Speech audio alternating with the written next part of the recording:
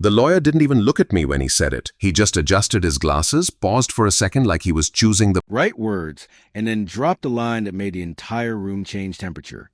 There's one more document. My uncle actually laughed. Not a nervous laugh, not confusion. A mocking laugh. "Oh, come on," he said, leaning back in his chair like he already owned everything in the room. "Just read it and be done with it. We all know how this ends." My aunt didn't even hide her smile. My cousins were already whispering. Passing looks like they were celebrating something. And me? I just sat there, quiet, because at that moment, I already knew something they didn't. My name is Armin, and 10 minutes before that lawyer spoke, my entire family had already decided I didn't exist anymore. It started the moment I walked into that room. A heavy, polished office, dark wooden shelves, the smell of old paper and expensive perfume. Everything about it screamed, final decisions are made here. And I remember thinking, funny how a single room can decide your entire worth. My family was already seated, perfectly arranged like they planned this moment for weeks. My older brother was sitting closest to the lawyer's desk. Of course he was. He always positioned himself like he was the next head of the family, even when nobody asked. My aunt sat beside him, arms crossed, scanning the room like she was inspecting property. And my cousins, smirking. All of them, like they were watching a performance they already knew the ending to. The only empty chair was mine, right at the back. Not because there was no space, because nobody bothered to save me a proper seat. I walked in slowly. No greeting, no acknowledgement, just a few sideways glances. And then nothing. It was like entering a room where I had already been erased. My brother didn't even look up when I sat down. He just said, "You're late?"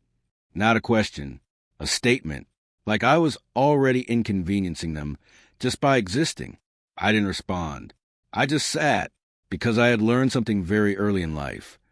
In my family, speaking didn't change anything. It only gave them more to twist. The lawyer cleared his throat. "All right," he said, opening the thick file in front of him. "We are here to execute the last will and testament of Mr. Khalid Rahman." That name hit differently. My grandfather, the only person in this family who ever looked at me like I wasn't invisible. The only one who ever asked me how I was doing and actually waited for the answer. And now he was gone. So there was nothing stopping them anymore. My aunt leaned forward immediately. "Let's not drag this," she said impatiently. "We all know how he divided everything. It's straightforward." My brother nodded. "Yeah, no surprises." He actually smiled when he said that, like he was already picturing the outcome. I stayed silent, but something inside me tightened, because I noticed something small. The lawyer didn't smile back. He didn't nod. He didn't agree.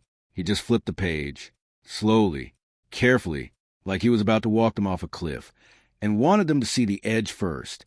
"The estate includes," he began, "properties in Karachi, Lahore, and Islamabad." My cousins immediately straightened up. I saw it instantly. Greed doesn't hide in families like mine. It reacts. Every asset mentioned made their expression sharper, more focused, more hungry. Then came the businesses, investments, accounts. Each line made their posture change slightly, like dogs hearing a bowl being filled. And I just sat there, watching it all, not because I cared what they got, but because I already knew what I wouldn't. Eventually, my uncle interrupted. "So let's skip to the distribution," he said. "Who gets what?" The lawyer paused. That pause again, longer this time. And for the first time, he looked up directly at them. "I was getting to that," he said calmly. Then he turned a page.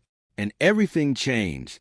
"According to the primary will," he continued, "the estate is to be divided as follows." My brother leaned forward instantly. My aunt straightened her posture. Even my cousins stopped whispering. This was it, the moment they had been waiting for, the moment I had already stopped expecting anything from. "The entirety of the estate," the lawyer said, "is to be divided equally among the immediate beneficiaries listed." My uncle smiled. My brother exhaled like he'd been holding his breath for weeks. My aunt nodded approvingly. "Good," she said softly. "Finally." Then the lawyer added one line, and the room shifted. But That word hit harder than anything before it. My brother frowned. But what? The lawyer didn't answer immediately. Instead, he flipped another page, slowly, deliberately, and that's when I noticed it. His hands weren't shaking, but there was something in his face now, something serious, not confusion, not hesitation, preparation. But, he continued, there's a clause attached to the distribution. My aunt rolled her eyes. Oh, here we go, she muttered. My cousin whispered, what now? The lawyer ignored them, and then he said the line that I still remember word for word. Before any distribution is finalized, one condition must be fulfilled. Silence. Real silence this time. Even my brother stopped moving. What condition? My uncle asked sharply. The lawyer looked down at the document again, then up, then directly at me, and for the first time since I entered that room, he actually acknowledged me. All beneficiaries must be verified and approved, he said, by Armin Rahman. For a second, nobody spoke. Nobody reacted. It was like the room didn't process the sentence correctly. Then my brother laughed, confused at first, then louder. What? He said, shaking his head. That doesn't make any sense. My aunt joined in immediately. This must be a mistake. My cousin leaned toward the lawyer. You mean grandfather's assistant or something? The lawyer didn't blink. No, he said calmly. Armin Rahman. My name, said in that room, like it actually mattered, for the first time in my life. My throat tightened slightly, but I didn't move, because I was watching something else now. Something far more interesting than their confusion, their fear. It started small. My brother stopped laughing first. Then my uncle, then my aunt, one by one, like someone was turning off noise in stages. That's impossible, my brother said quietly now.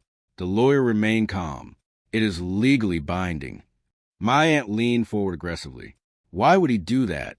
The lawyer finally closed the file and said something that made the room feel smaller, because he trusted him more than anyone else in this room.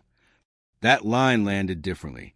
Not loud, not dramatic, but heavy. My cousins looked at each other now, uneasy. My uncle's expression tightened, and my brother finally turned and looked at me, really looked at me, like he was seeing me for the first time in years. What is this? He said quietly.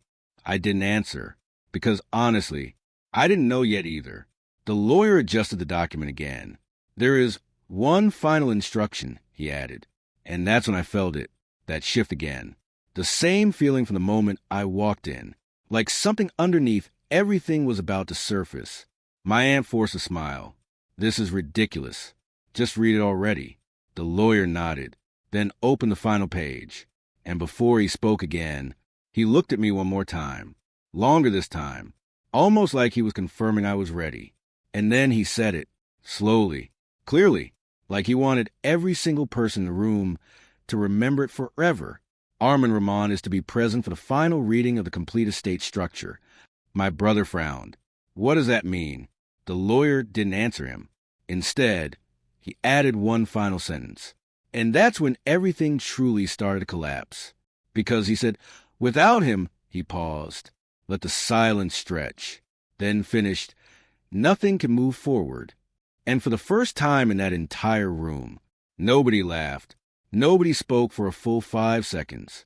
Not because they were thinking, because they didn't know what to say. My uncle was the first to break it. This is nonsense, he said sharply, leaning forward like volume alone could fix reality. You're telling me the entire inheritance depends on him? His finger pointed at me, not politely, not in confusion, like I was a mistake in the system. The lawyer didn't react.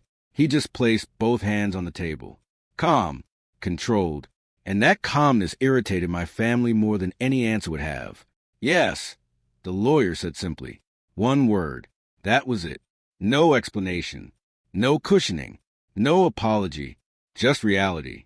My brother laughed again, but this time it sounded forced. This is some kind of joke, right? He said, looking around the room. Tell me this is a joke.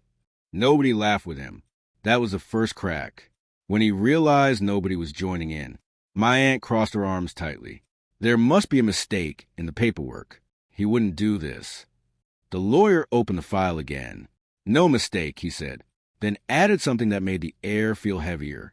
This structure was personally reviewed and signed. That changed the tone, because now it wasn't confusion anymore. It was denial fighting against documentation. My cousin started whispering, fast, uneasy, like they were trying to rebuild the world with words. He's not even involved in the business. He doesn't know anything about assets. He barely even speaks to him.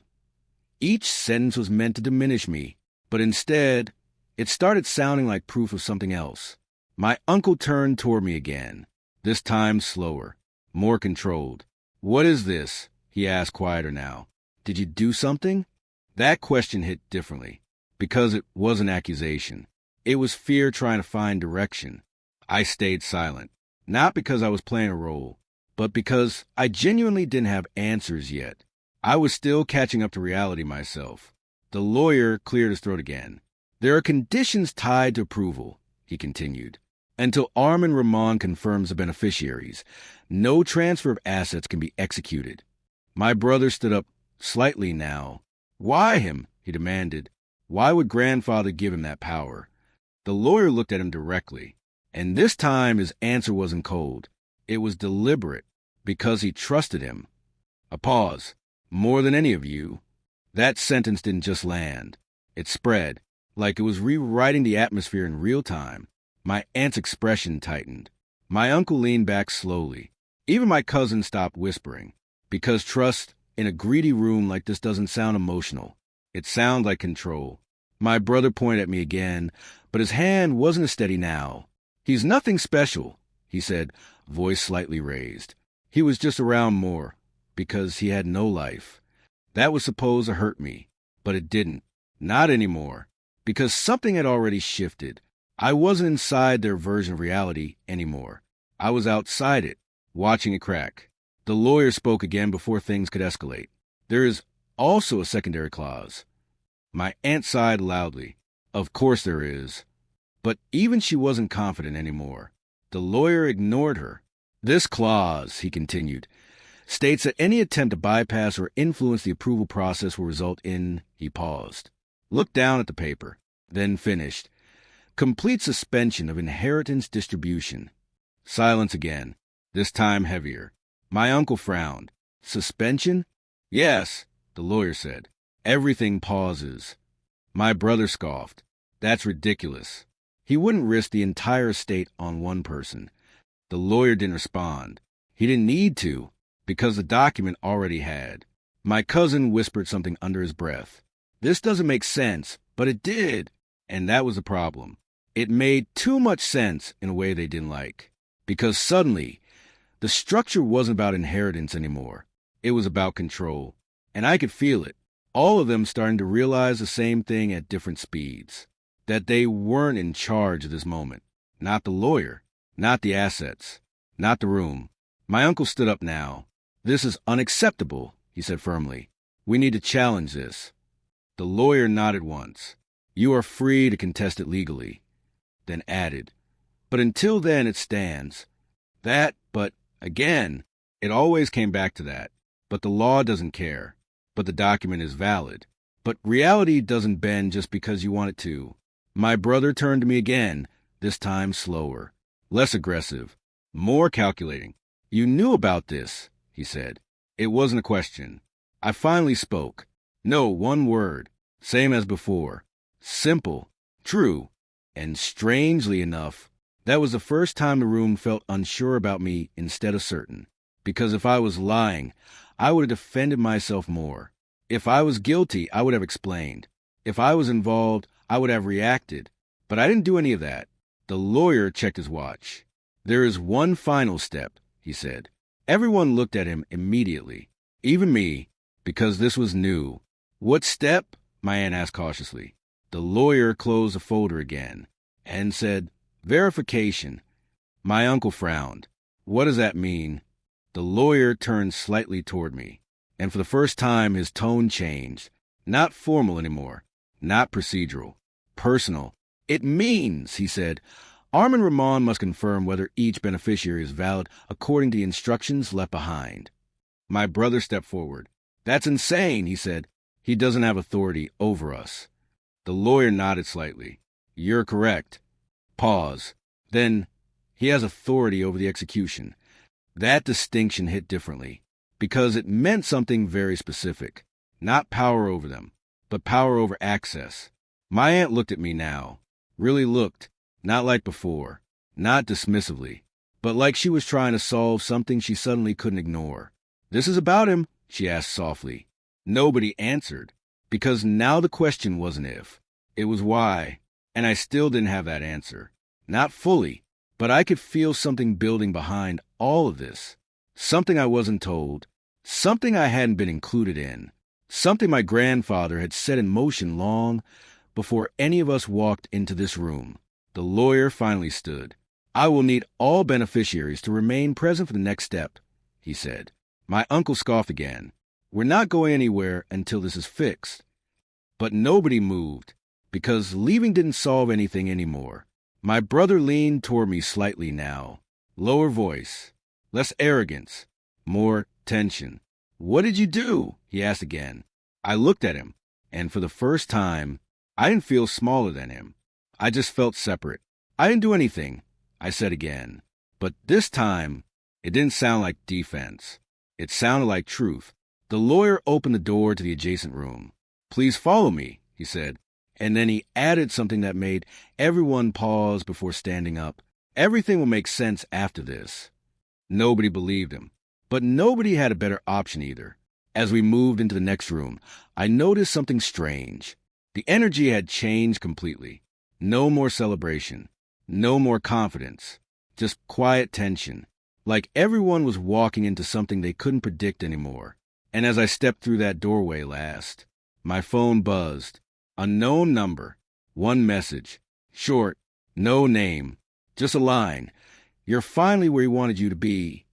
I stared at it for a second, then looked up, at the lawyer, at my family, at the room ahead.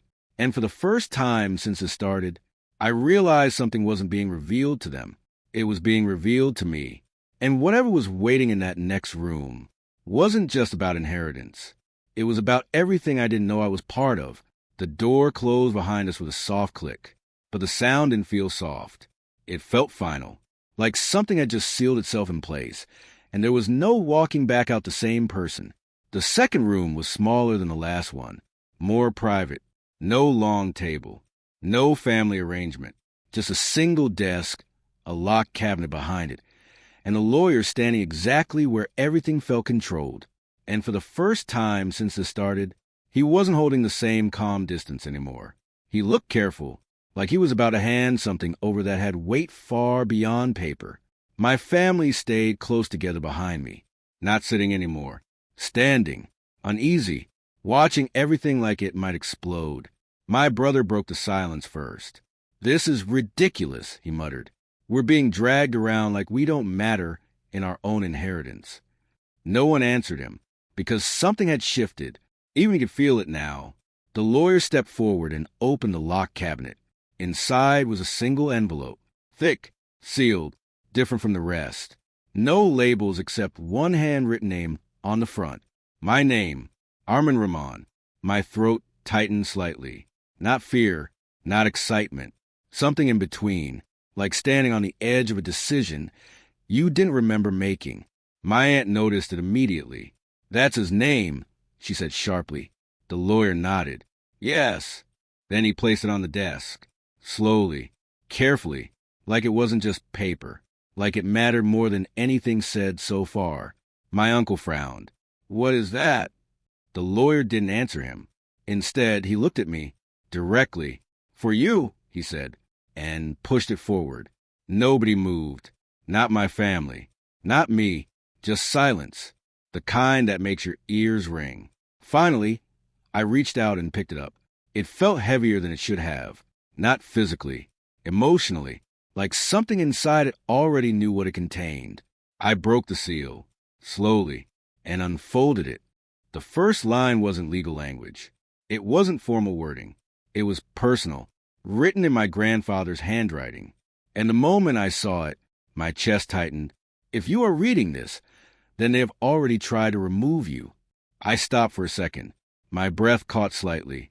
My aunt leaned forward. What does it say? I didn't answer. I kept reading. The letter continued. They will not understand why you are here. That is expected. They were never meant to. My brother scoffed. What kind of nonsense is this? But his voice wasn't confident anymore. It was uneasy. I kept going. My estate, my decisions, and everything tied to my legacy were never about division. They were about recognition. Recognition. That word sat differently. He wasn't talking about money. Not directly. Then came the line that made the room shift again. Only one person in this family understood responsibility without entitlement. I didn't need to look up. I could feel it. Every eye in the room moving toward me. My uncle spoke slowly now. This is fake. But even he didn't sound sure. The lawyer finally stepped in. It is not. Simple. Firm. Final. My hands tightened slightly around the paper, and I kept reading. That person is Armin. My name again. But this time, it didn't feel like I was hearing it. It felt like I was being defined by it. My aunt shook her head. This is impossible. But she wasn't arguing with the letter anymore. She was arguing with reality. I turned the page, and that's when everything changed again. There are conditions attached to everything you believe you are entitled to. My brother stepped forward immediately. What conditions? The lawyer didn't respond, because it wasn't his place anymore. I read further. If Armin confirms that the family has acted with integrity, fairness, and respect toward him, pause. Then full distribution may proceed. My uncle frowned. That's it? That's a condition? But something told me it wasn't that simple. I kept reading. If he does not confirm this, another pause. Then the entire estate is to be redirected according to sole discretion. Silence, but not the same silence as before. This one was heavier, confusing, unstable. My brother actually laughed again, but it came out wrong. This is insane. He can't just decide that. The lawyer finally spoke. He can. That one word again. Can. Not should. Not might. Can, my cousin whispered. This doesn't make sense, but it did. Now it did. Because suddenly I understood something they hadn't. This wasn't about inheritance anymore. It was about judgment. My aunt looked at me differently now. Not anger. Not arrogance. Something closer to uncertainty. You knew about this, she said softly. I looked at her. I didn't. And for once, she didn't respond immediately. My uncle tried to regain control. This is emotional manipulation, he said sharply. He's gone. This shouldn't matter. The lawyer nodded slightly. That is correct. My uncle blinked. Then why are we here? The lawyer looked at me again and said, because he chose to make it matter through Armin. That sentence landed differently.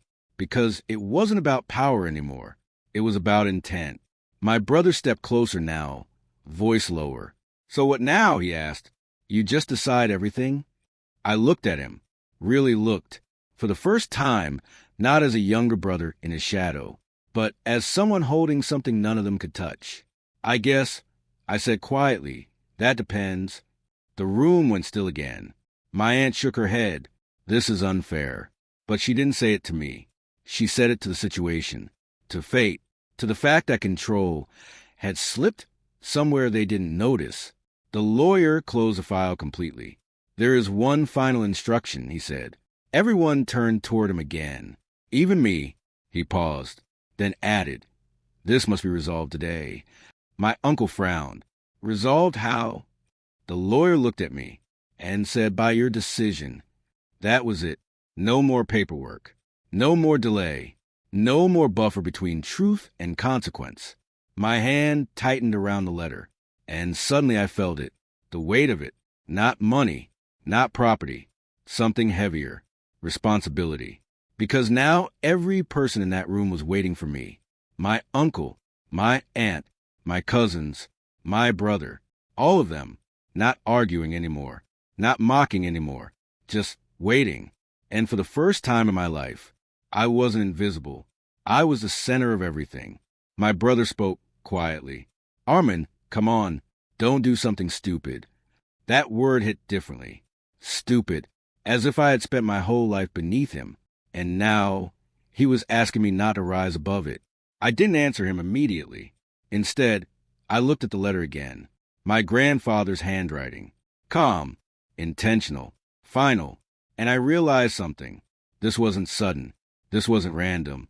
This had been planned long before any of us entered this room. The lawyer broke the silence one last time. Your decision will finalize the estate.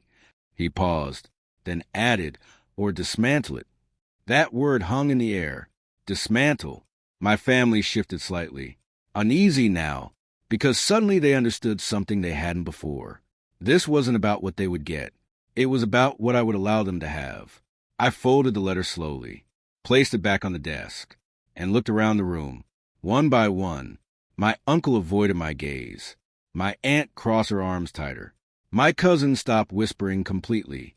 My brother didn't look away, but he wasn't smiling anymore. And in that moment, everything my family believed about me, everything they dismissed, everything they ignored, was sitting in my hands now. The lawyer spoke softly. Your decision? I took a slow breath, and for the first time since I walked into that building, I didn't feel small. I felt chosen. And as I opened my mouth to speak, the room didn't just wait for an answer. It waited for the consequences of it.